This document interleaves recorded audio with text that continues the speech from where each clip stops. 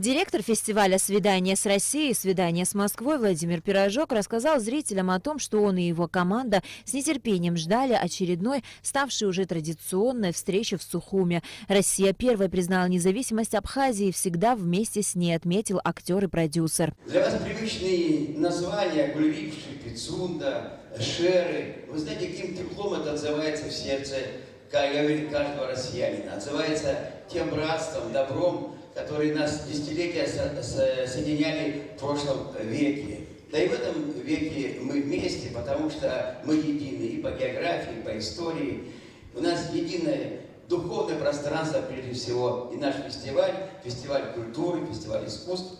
3 дня будет властвовать в Сухуми, и ждем вас все. Советник-посланник посольства России в Абхазии Юрий Ясносакирский поприветствовал присутствующих на абхазском языке. Он отметил глубокую символичность названия фестиваля «Свидание с Россией. Свидание с Москвой». Глубоко символично, что название вашего фестиваля «Свидание с Россией.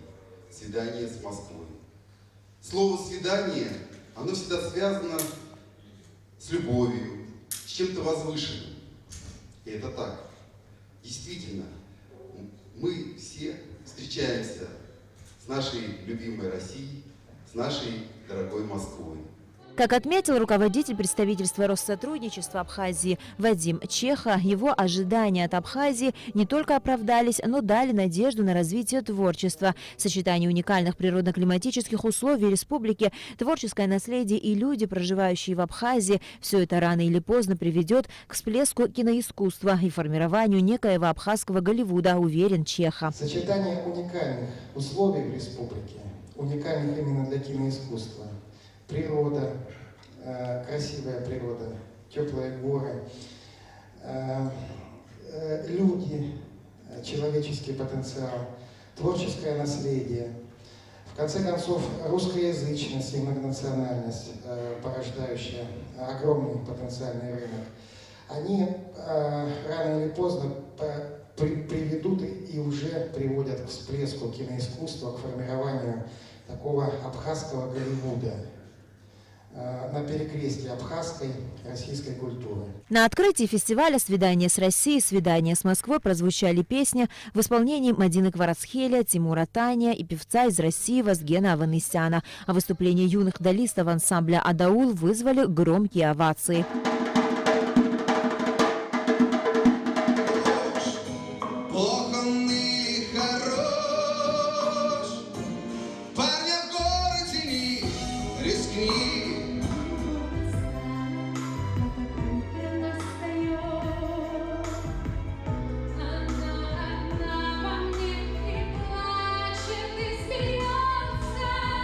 Завершился вечер премьерным показом фильма «Высоцкий. Неизвестные страницы» режиссера Анатолия Бельчева. Фильм снимали около 10 лет. Помимо близких Высоцкого, его первой жены Людмилы Абрамовой, его сына Никиты, Марины Влади, Вадима Туманова, Михаила Шемякина, в фильме есть воспоминания людей, которые в разных ситуациях соприкасались с ним в театре, на концертах, на съемочной площадке. В фильме собраны кадры, многие из которых до этого момента не были доступны широкому зрителю.